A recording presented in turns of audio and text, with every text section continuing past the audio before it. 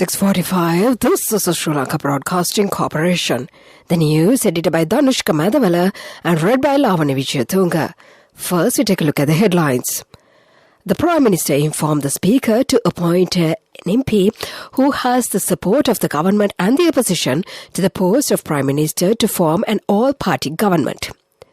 Chief of the Defence Staff requests the protesters to support the three armed forces to maintain peace. The Bar Association requests the protesters to allow peaceful transition of power. The US reiterates call for calm in Sri Lanka at this time. The euro falls below the dollar for the first time in 20 years. IMF warns of darkening global economic outlook. And in news overseas, Moscow says troops entered Siversk. And in sports news, Andy Murray fights back to beat Max Purcell and reach the last 8 of Hall of Fame Open. Those are the headlines, and now more the details of the local news.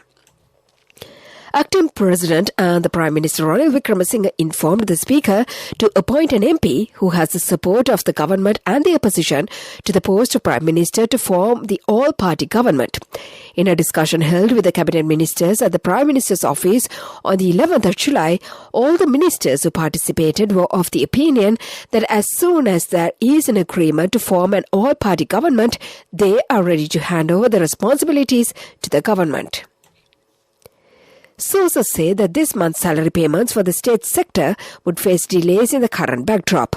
At the event of the resignation of the Prime Minister, the entire cabinet would also be annulled and the new cabinet would be required to take the above decision. In an emergency cabinet meeting is not convened at this point, salaries of the state sector could face delays, it said.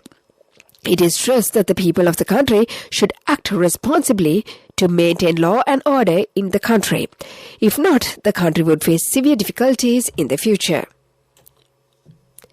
General Shavendra Silva, Chief of Defence Staff, said that all the people in the country are requested to support the three armed forces in order to maintain peace in the country. Making a special statement regarding the current situation in the country, General Shavendra Silva said, until now, the armed forces have acted according to the existing constitution and requested the people to refrain from damaging state and private properties. He requested the people to help to preserve the country's peace until the next president is appointed. This is the news from the Sri Lanka Broadcasting Corporation. Scan the Lanka QR code and make your payments with People's Pay mobile payment app from People's Bank. And we continue with more local news. The Bar Association of Sri Lanka said it is deeply disturbed by the occupation of the Prime Minister's office at Flower Road by the protesters and called on the protesters to return the premises to the authorities immediately. In a statement, the Bar Association said, while it will continue to uphold the rights of the peaceful protests, it does not support a situation of lawlessness or anarchy which are unconstitutional. The Bar Association stressed that the attempts to occupy government offices and to cause destruction and damage to property do not constitute peaceful protests. The BASL further said that it is necessary at this time for the Speaker, the Prime Minister and the leaders of all political parties in the Parliament and the citizens to understand the fragile situation of the nation and to act with utmost responsibility and with a sense of sacrifice in the best interest of the country. It is also incumbent on them to act in good faith and to prevent creation of a situation that could lead to the breakdown of the rule of law. The Bar Association appealed to the people of Sri Lanka, especially those engaged in protests, to remain calm and to leave room for the peaceful transition of power which the political leaders of this country have promised.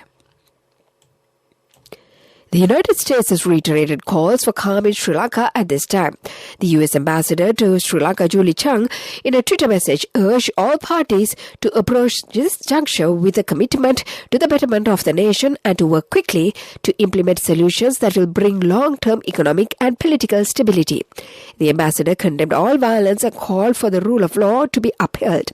She noted that a peaceful transfer of power within Sri Lanka's democratic and constitutional framework is essential so that the people's demands for accountability, transparency, democratic governments and a better future can be realized.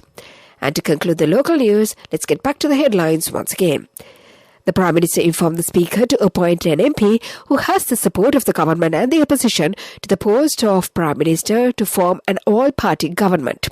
Chief of the Defence Staff requests protesters to support the three armed forces to maintain peace.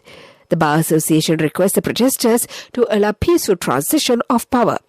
The US reiterates call for calm in Sri Lanka at this time.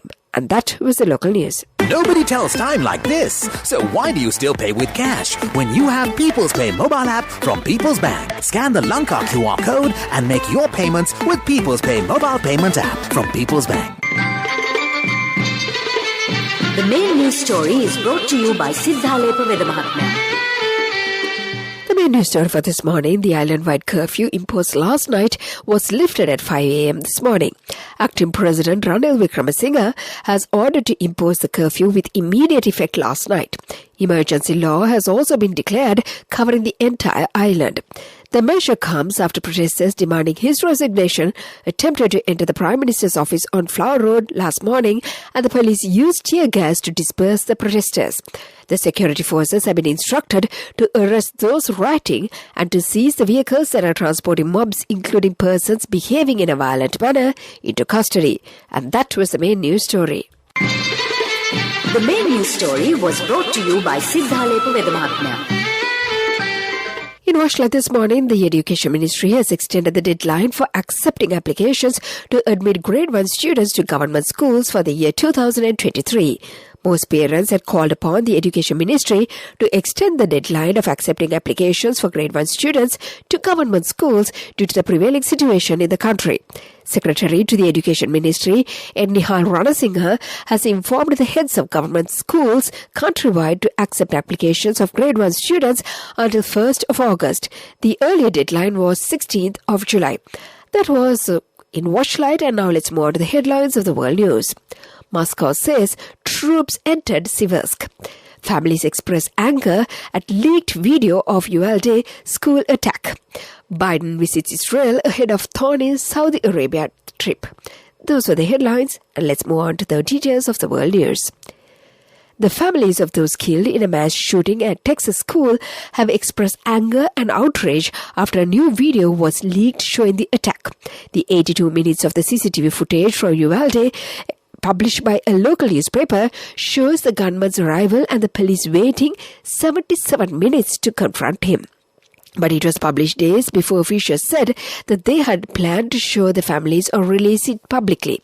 The leak of the footage, as well as what it shows, reignited public anger.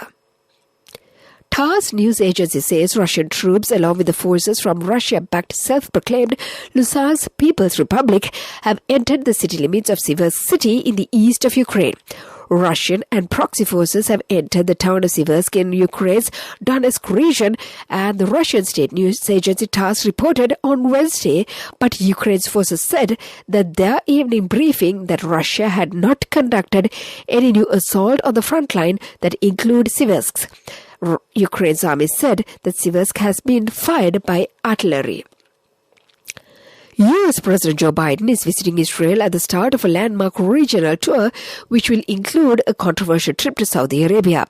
It is his first journey to the Middle East since taking office.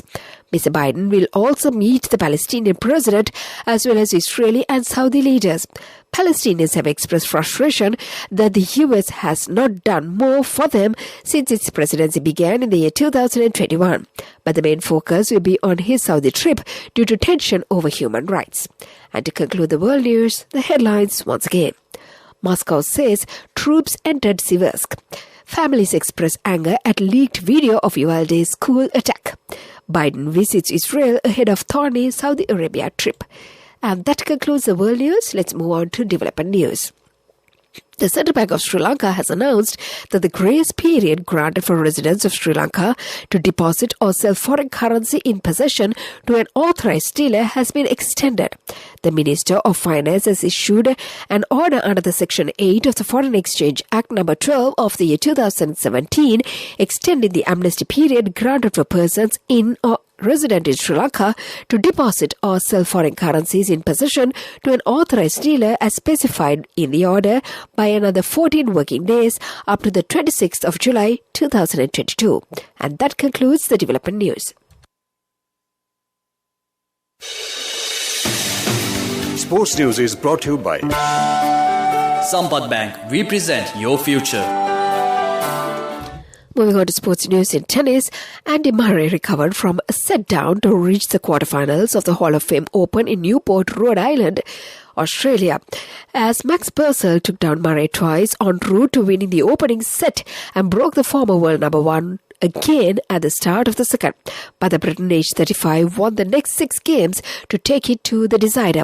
Scott maintained that the momentum to clinch a 4-6, 6-2, 6-1 victory, but was limping heavily at the end of his win over the world number 202. That was the sports news. Business news coming up. Cash through NSP globally and win wonderful gifts locally. From October 1st, 2021 to December 31st, 2022. Remit a minimum of $100 or an equivalent amount in any foreign currency 3 times through NSB U Trust. Business News, sponsored by National Savings Bank, the safest place for your money. The euro has fallen below the dollar for the first time in nearly 20 years as the war in Ukraine pushes the single currency down.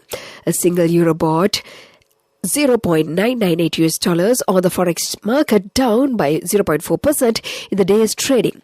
Fears that Russia may restrict Europe's supplies of energy have increased the chances of recession in the Europe area. The European Central Bank has lagged other central banks in the rising rates, further weakening the euro. Currencies tend to rise when the relevant central bank increases interest rates, as international investors eye a larger return for holding assets priced in that currency. That was the business news. Economic news follows. Business News, sponsored by Cash through NSP globally and win wonderful gifts locally. Will you be the lucky winner of the NSP Golden Jubilee? 50 gold sovereigns for the top prize winner of the NSP Golden Jubilee. Scooters for the 10 second prize winners. iPhones for the 10 third prize winners. Mountain bikes for the 29 fourth prize winners. From October 1st, 2021 to December 31st, 2022. Remit a minimum of $100 or an equivalent amount in any foreign currency 3 times through NSB U Trust. In economic news, the head of the International Monetary Fund has said it will downgrade its expectations for the global economic growth this month. Its most recent forecast, issued in April, was for 3.6% growth this year and the next. Kristalina Georgieva said that the war in Ukraine, higher than expected inflation, and the ongoing COVID pandemic are to be blamed.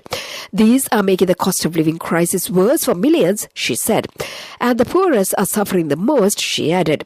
It comes as inflation in the US, the world's biggest economy, reached 9.1%, the highest in more than 40 years. From the economic news, let's move on to the weather report to conclude. Several spells of showers will occur in the Sabaragamuwa province and in the Nuwara and Kandy districts.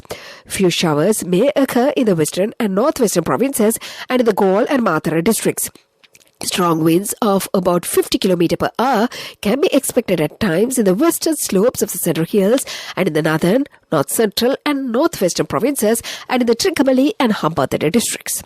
And before we conclude this bulletin of news, let's get back to the headlines once again. The Prime Minister informed the Speaker to appoint an MP who has the support of the government and the opposition to the post of Prime Minister to form the all-party government. Chief of the Defence Staff requests the protesters to support the 3 armed forces to maintain peace. The Bar Association requests the protesters to allow peaceful transition of power. The US reiterates calls for calm in Sri Lanka at this time. The euro falls below the dollar for the first time in 20 years. The IMF warns of darkening global economic outlook. In news overseas, Moscow says troops entered Siversk. And in sports news, Andy Murray fights back to beat Max Purcell and reach last 8 at Hall of Fame Open. And with that, we conclude this bulletin of news.